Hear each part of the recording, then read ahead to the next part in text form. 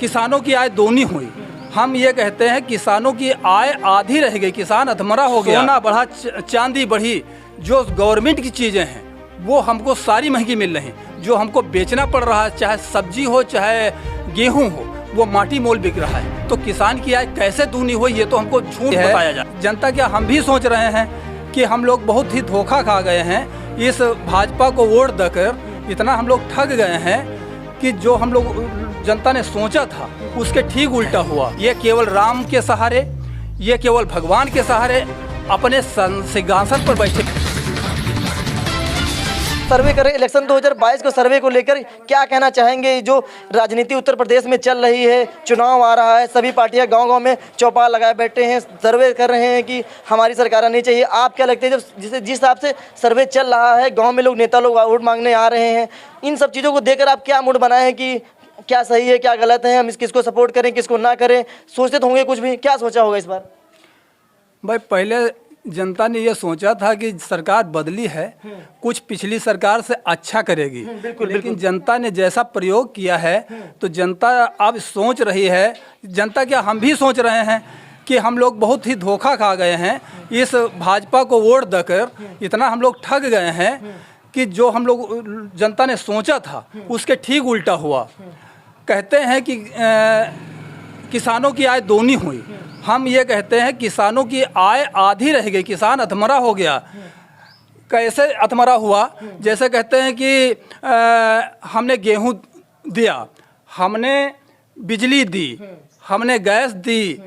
हम कहते हैं कि उसने गैस दी है जो 4,000 रुपये की होती और हमको जीवन भर काम करती, लेकिन जो 400 रुपये की मिलती थी वो आज 800-900 रुपये की मिल रही है।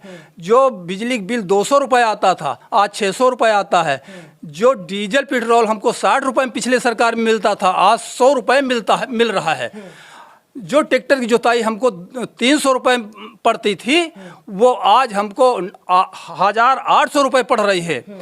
जो गेहूं हमारा 10 साल पहले 15 रुपये में बिकता था आज 10 साल बाद भी 10 से 15 रुपये में बिक रहा है। जो सोना हमने पिछले सरकार में एक शादी की थी बेटे की, वो 28,000 में था, अब की किया है 53,000 रुपये, वही सोना मिला। तो सोना बढ़ा, चांदी बढ़ी, जो गवर्नमेंट की चीज़ें हैं वो हमको सारी महंगी मिल रही। जो हमको बेचना पड़ रहा है, चाहे सब्जी हो चाहे गेहूं हो, वो माटी मोल बिक रहा है। तो किसान की आय कैसे दूनी हुई, ये तो हमको झूठ बताया जा रहा है। कोई भी बात सरकार की सच्ची नहीं निकली, इसलिए हम लोग बदलाव चाहते हैं। हम लोग चाहते हैं कि पुनः वही सरकार आए। हमको जाति से कोई मतलब नहीं। जैसे लोग कहते हैं मुसलमानों को बढ़ावा दिया, लेकिन मैं कतई नहीं मानता हूँ। इस भारत के अंदर में सबको रहने का समान अधिकार है। पिछली सरकार ने सबको समान रहने का, समान जीने का अधिकार दिया। उसने कोई भेदभाव नहीं किया, चाहे उसमें हिंदू हो चाहे मुसलमान हो, चाहे यादव हो चाहे रावत हो चाहे ब्राह्मण हो, किसी के साथ भेदभाव नहीं किया। लेकिन इस सरकार ने यादवों के साथ, मुसलमानों के साथ, निचले के साथ, पासी के साथ, चमारों के साथ इसने भेदभाव किया। इसने केवल राम मंदिर के नाम पर जनता को ठगा। लेकिन राम मंदिर बनाया अगर, तो ये बताइए क्या जनता का पेट चला उससे? हमको अगर कारखाने मिलते, हमको कहीं काम मिलता, हमको कहीं दवाई मिलती, तो हम समझते कि जनता का कोई हित हो रहा। जनता के हित की कोई भी बात हमारे समझ में नहीं कर रहे हैं। ये केवल राम के सहारे, ये केवल भगवान के सहारे अपने सिंहासन पर बैठे हुए हैं। और जिस दिन जनता ये समझ जाएगी कि राम हमारा भी है और राम उनका भी है, राम अदेख है लेकिन राम सर्वत्र है, राम की गारंटी उनके पास नहीं है।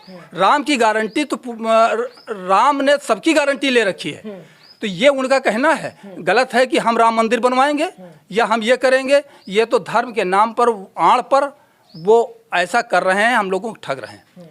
हम ऐसी सरकार चाहते हैं जो सबको जिंदा रखने के लिए, सबको अच्छा करने के लिए, सबको इलाज के लिए सारी व्यवस्था। आरोप तो यही लगाया जा रहा है कि जो विपक्ष पार्टियां हैं, चाहे समाजवादी पार्टी हो चाहे बहुजन समाज हो, वो आरोप लगाए थे जातवाद काम करती हैं। लेकिन हमारी सरकार है, जो भारतीय जनता पार्टी कह रही है हमारी सरकार है, हमारी सरकार में कोई जातवाद नहीं, सबका साथ सबका विकास, समान विकास हो रहा है। क्या कहेंगे? ये तो आप उन लोगों से पूछिए जो बेटे गांव के बेटे हैं, अदर कास्ट के लोग हैं, जो आज गवर्नमेंट की जॉब में हैं, चाहे वो पुलिस का हो, चाहे डॉक्टर हो और चाहे मास्टर हो। उन लोगों से इसका एहसास पूछिए कि जो ऊपर बैठे हैं उस बिरादरी के लोग, अदर कास्ट के लोग, उच्च बिरादरी के लोग जिनकी आज सरकार चल रही है, उनसे उसका दर्द पूछिए कि कैसा करते हैं। अगर एक चपरासी ऊंची बिरादरी का है और उसके संबंध अच्छे हैं और हेड मास्टर जो है यादव बिरादरी का है या मुसलमान बिरादरी का या रावत बिरादरी का है, तो आज उसका कहना नहीं मानता है। तो ये उन लोगों भी का एहसास है कि सरकार में होते हुए भी हमको पनिशमेंट किया जा रहा है। ये तो कहने की बात है कि वो नहीं करते हैं। अच्छा, कह रहे हैं पहली सरकारों में दंगा, भ्रष्टाचार, गुंडागर्दी बहुत ज़्यादा था, हमने सब पर अंकुश लगा के रखा है, चीज़ें देखते हैं सामने आती है। क्या कहेंगे आप?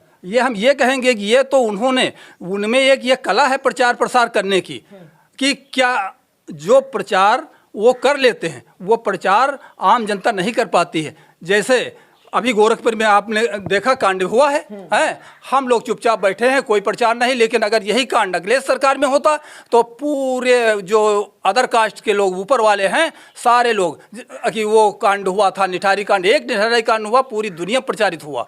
और गोरखपुर में एक कांड हुआ, कानपुर में हुआ, क्या क्या नहीं हुआ। और कांड कोई ऐसा नहीं है कि वो अगर गिन लिया जाए तो वो पिछली सरकार से इसमें कई गुना ज़्यादा हैं। लेकिन प्रचार उनका है, प्रचार मंत्री उनके हैं, मीडिया उनका है, तो इसलिए उनकी बात जनता तक पहुंच रही, हमारी बात जनता तक नहीं पहुंचती। कारण केवल ये है।